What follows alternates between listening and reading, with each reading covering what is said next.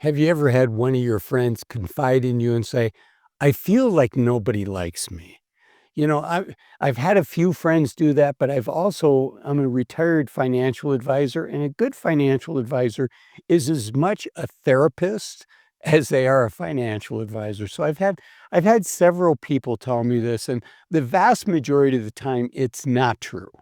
And so in today's video, I want to talk to you about the real reason why it feels like no one likes you. And you'll have to stick around to the end because, sometimes there are things that people are doing, and I'll talk about that towards the end. But let's talk about let's just start off. And the first one is it's likely not you. I tried to find a survey where they ask people how many people feel like, gee, I feel like I have no friends, I feel like nobody likes me. And I suspect it's a lot more common than you and I think it is. So don't feel like you're the only one. I suspect it's probably close to 10% of the population feels this way. So it's somewhat normal. And the first thing I want you to think about is just that inner critic, that voice that is saying that to yourself. I want you to have compassion for yourself. I want you to have patience for yourself. I want you to have kindness for yourself. I am not a therapist. Um, but I do think that it's worth investing not only in our physical health, but also our mental health. So, we do what we can to stay healthy. We do what we can to prepare to retire, but it's not going to be fun for you if you're going through mental anguish.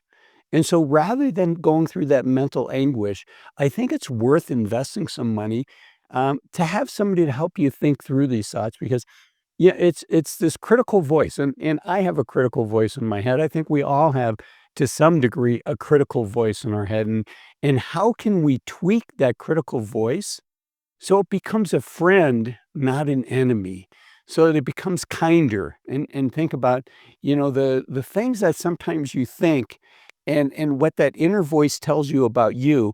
Would you ever tell a friend that? And most of us answered that question, no. And so I want to encourage you to invest the time, invest the effort to try to convert that inner critic into an inner fan and an inner friend.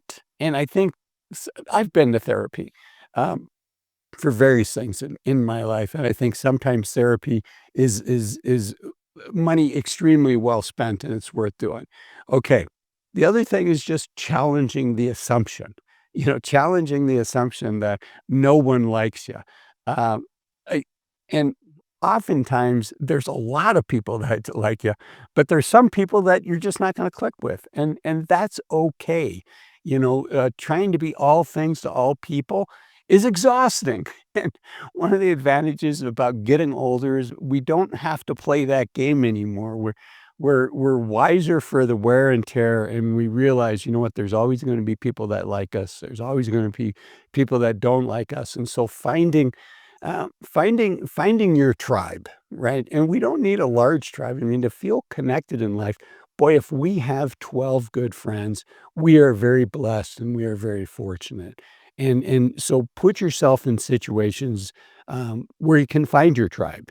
I like to mountain bike. So some of my closest friends I've met mountain biking. I like to surf. Some of my closest friends I've met surfing. Now, guys have a tendency to make friends when we do things, but however you can put yourself in a situation to make friends. So, challenge the assumption. And also, I want you to encourage you to forget about what other people are thinking, right? When we're in high school, when we're a young person, we're inundated with these thoughts of, what are other people thinking? And the older I get, the more I realize, what are people thinking of me? Probably not a whole lot because they have their own lives that are going on. So, I think that people are critiquing me. I think that people I do something silly or I do a video where maybe I don't do such a great job and I think people are critiquing me.